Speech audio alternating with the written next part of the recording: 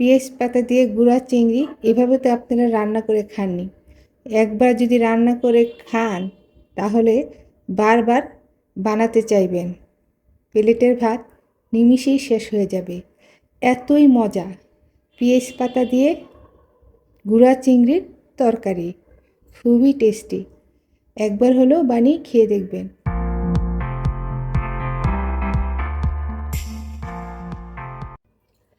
এখন আমি পেঁয়াজ পাতা দিয়ে দেশি গুঁড়া চিংড়ি রান্না করব।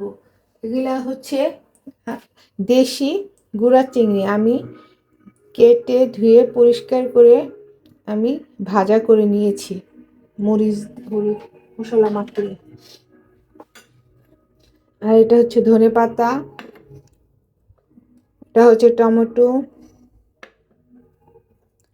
এটা হচ্ছে পেঁয়াজ কাঁচামরিচ, আর এটা আদা।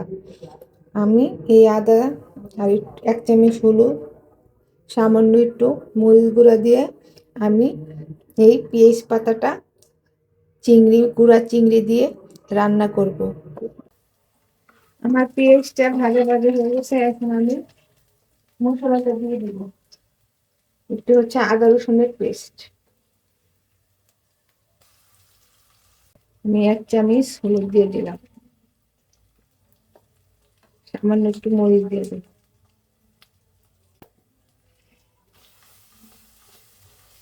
আমি লবণ দিয়ে দিলাম। আমি এখন টমেটোটা দিয়ে দিলাম।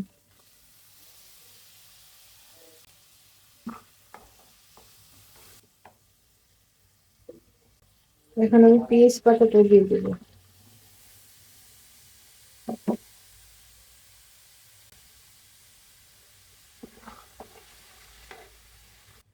এখন এগুলা সিদ্ধ হোক, আমি 5 মিনিট সিদ্ধ করতে রাখলাম।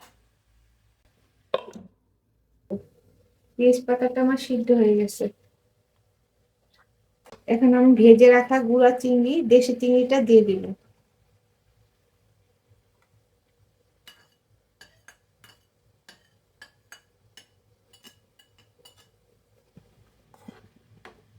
এখন আমি একটু গরম পানি দিয়ে দিব।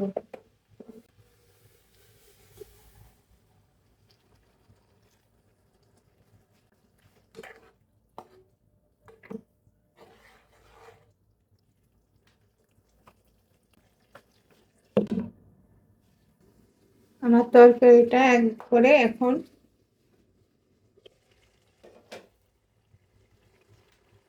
সম্পূর্ণটাই হয়ে গেছে। আমার তরকারিটা হয়ে গেছে, মাশাআল্লাহ অনেক সুন্দর হয়েছে। আমি চুলাটা বন্ধ করে দিলাম।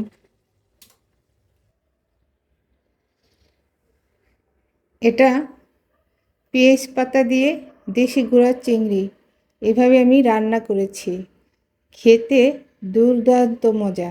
একবার হলো আপনারা বানিয়ে খেয়ে দেখবেন। আল্লাহ হাফেজ।